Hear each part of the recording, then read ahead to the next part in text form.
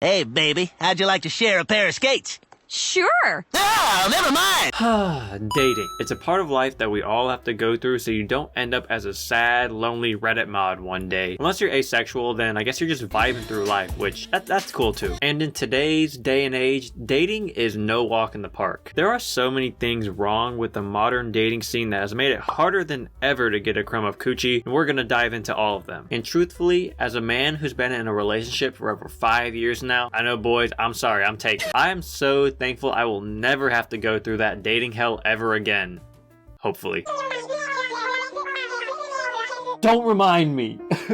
Nowadays, if you really want to find love, you gotta grind for that shit, dog. Finding that perfect someone is like unlocking dark matter in Call of Duty, which really sucks because dating and finding that special someone wasn't always like this. Looking back, our ancestors really had it on easy mode when it came to risen up the huzz. Our parents and grandparents were speed-running relationships at such expert levels that summoning salt could make the most peak video essay on them. Back then, folks were finding love at 18, getting married at 19, and then having a kid at 20. I mean, it really just seemed like everyone was getting their freaky deaky on back in the day. And it wasn't just them. I can almost guarantee that cavemen even had it easier than us. All they had to do was give a big piece of meat, no pun intended, to a fellow cave woman or man, I guess.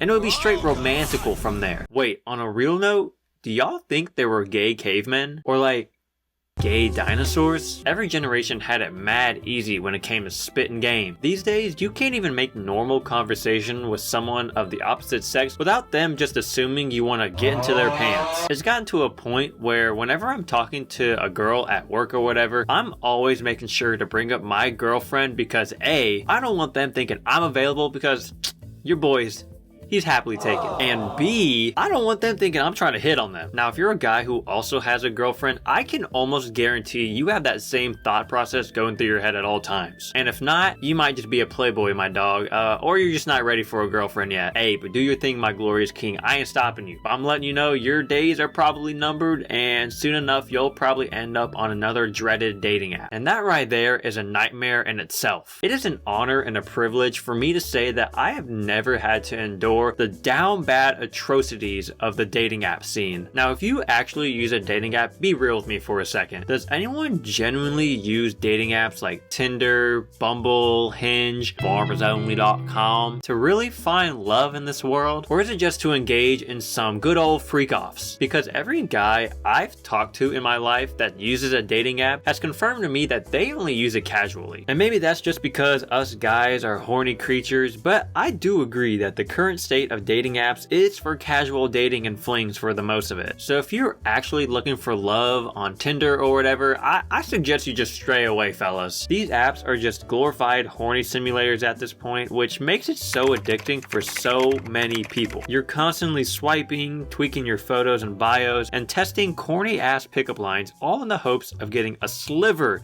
of coochie to satisfy your primal tendencies. And because of all the repetitive swiping, it nurtures a negative environment to where you stop reading bios and caring about a person's personality because it takes too much damn time. I mean, you're wasting time doing all that reading. You gotta get to the good shit. How else are you ever gonna discover that local tiggle bitty goth girl of your dreams unless you're constantly swiping? Some people really think they're just gonna magically match with a ton of 10 out of 10s that all want to suck their pee-pee. First off, guy, let me be the first to break the news to you. That's never gonna happen because you're chopped, my guy. I'm sorry, you're chopped. I might be chopped too, but look, you're definitely chopped. And secondly, there's not going to be any Sydney's, Sweeney's, or Michael B. Jordans on there because they don't need to use dating apps. They've simply got that unspoken riz wherever they go. Bruh. Which is why, if you're gonna go down the route of dating apps, you gotta check your ego at the door. It's crazy to me how so many people have such high standards when it comes to dating now when they don't even have anything to offer. The other day, I was scrolling on X or Twitter or whatever, and there is a guy that was complaining that he was shadow banned on Tinder because of the, the selection of women he had encountered. No.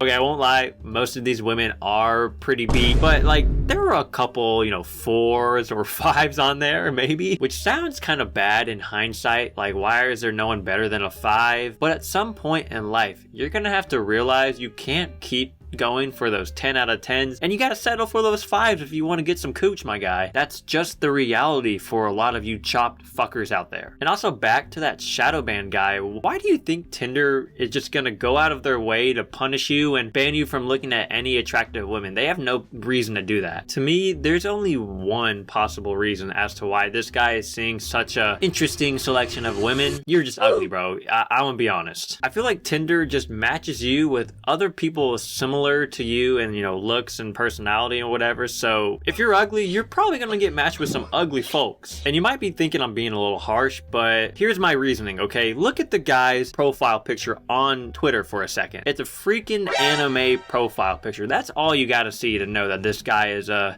not the best looking. At the end of the day, this is just skill-based matchmaking for bro here. You can't be playing in diamond until you've ranked up from bronze, my guy. It's just insane to see how high the standards of the public has gotten over the years. These ladies be talking about, I want a man who's over 6 feet, makes 6 figures, and is emotionally available. Girl, you are 5 foot and 200 pounds. You want a schnitzel, but you're built more like chowder. How can you expect to get someone of such a high caliber if you're not even offering anything up worth of value? No matter where you are in the world, it's a pretty universal rule that to get something, you have to give something in return. Shit ain't free, dog, you know, especially in this economy, you know what I'm saying? And you know, speaking of the economy, I think we should put a 10,000% tariff on makeup. At least that's what this guy said right here on Twitter. This guy is just basically mad because all of these, you know, hot celebrities don't look as good without all of their glamorous makeup, which is so stupid. I can guarantee if any of these women came up to bro, he would probably shit and cum in his pants at the same time. It's honestly crazy how warped some men's perceptions have gotten just from online media. Women use makeup, you know, as a form of self-expression and confidence. Shit, man, I'd be doing the same thing if I was a girl. The argument that Women who wear makeup are so deceptive.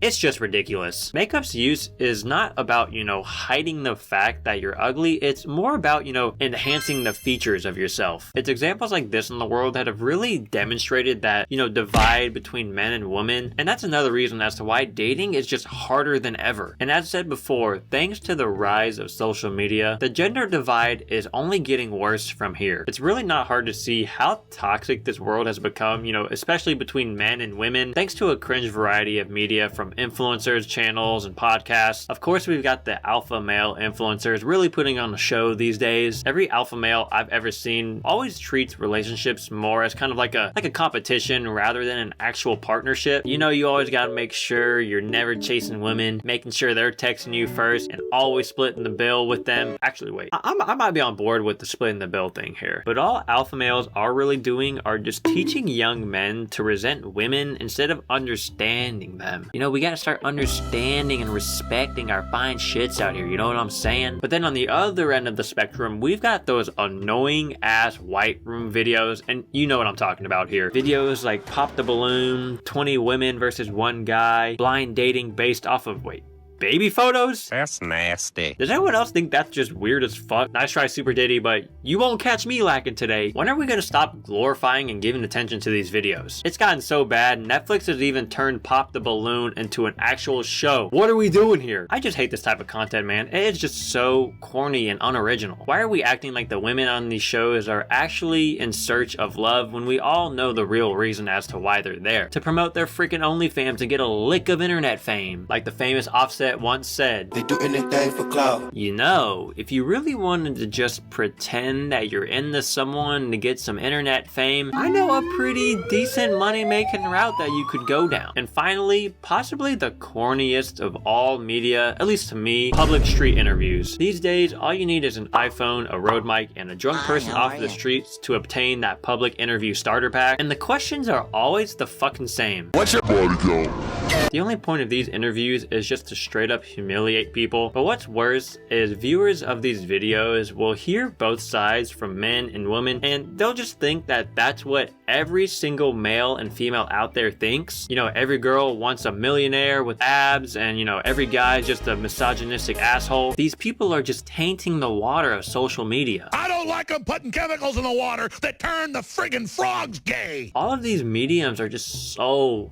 fucking unoriginal and corny, bro. Like, hit us with some new new shit. At least start asking some more, you know, thought-provoking questions that really get the mind churning. We gotta bring men and women back together, you know what I'm saying? Asking questions like, what's your favorite thing about the opposite gender? What's something men and women could, you know, learn from each other? Do girls pee out of their butt? All important questions that need to be answered. We've gotta find some way to combat the harsh reality of modernized dating. To all my single fellas out there who are struggling or, you know, don't think they'll ever find that special someone, it's not you, bro, trust me. It's just the landscape of things right now. The only thing I ask of you is to never give up. You know, always be shooting your shot, my guy. You gotta have that MPJ aura, bro. You know, don't swing the rock. Fucking stroke that thing, cuz. And you know, if all else fails, just know I still love you. I'll always have love for you. And I'll love you even more if you like and subscribe. Let me know your thoughts down below. Join the Discord. And as always, drink your milk.